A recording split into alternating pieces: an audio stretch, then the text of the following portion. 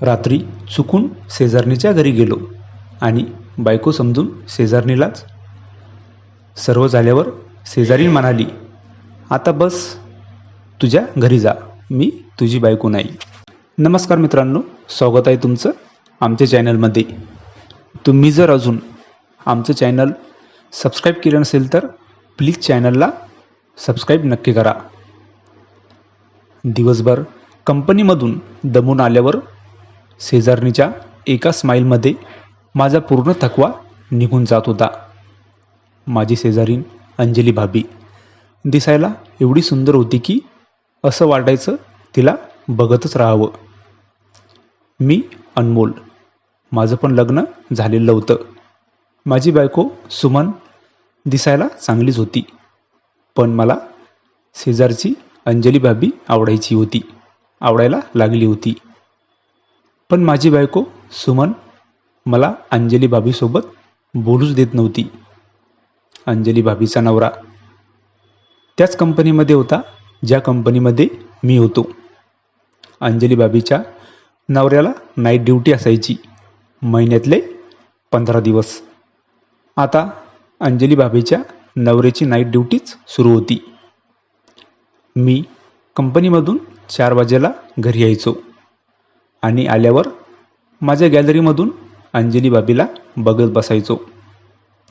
अंजली भाभी पण माझ्याकडे बघून स्माईल करायची. जेव्हा भाभीचा नवरा कंपनीमध्ये गेला तेव्हा मी अंजली भाभीच्या जवळ जाऊन तिच्यासोबत गप्पा मारायचो. माझ्या बायकोने जर बघितलं की आम्ही दोघं बोलत आहे तर ती मला लगेच आवाज देत होती. अंजली भाभी मला म्हणायची, अनमोल, तू किती चांगला आहे, पण तुझी बायको पण मला थोडी पण आवडत नाही.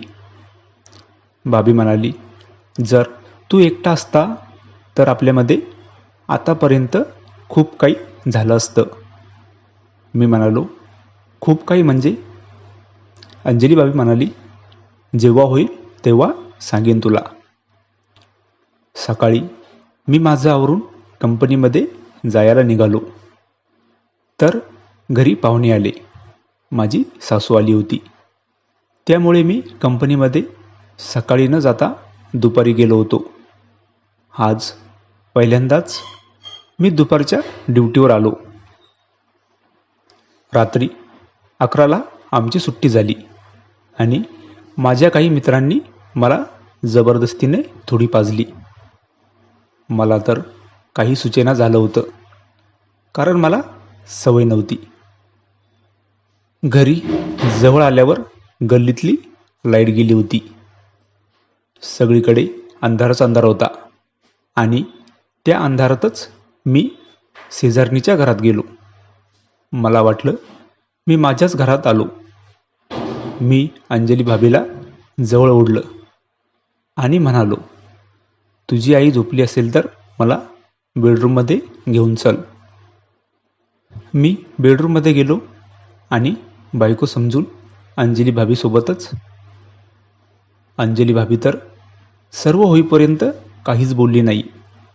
जेव्हा सर्व काही झालं तेव्हा अंजली भाभी म्हणाली, आता जा तुझ्या घरी, तुझी बायको वाट बघत असेल. मी म्हणालो, थांब थोडं, परत एकदा. मी परत सुरू होणार तर अंजली भाभी म्हणाली, आता बस झालं, मी तुझी बायको नाही, शेजारी नाही.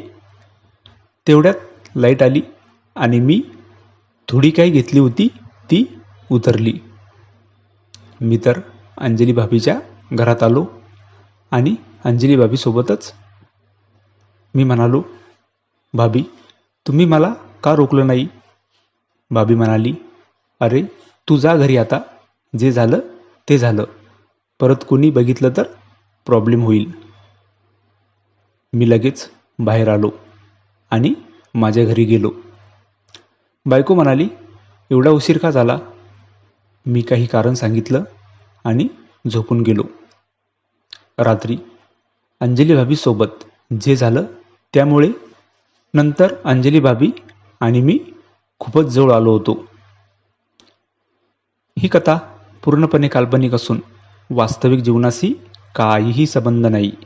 ही कथा फक्त मनोरंजनासाठी आहे. मित्रांनो, कथा आवडल्यास चॅनलला सबस्क्राईब करा. धन्यवाद.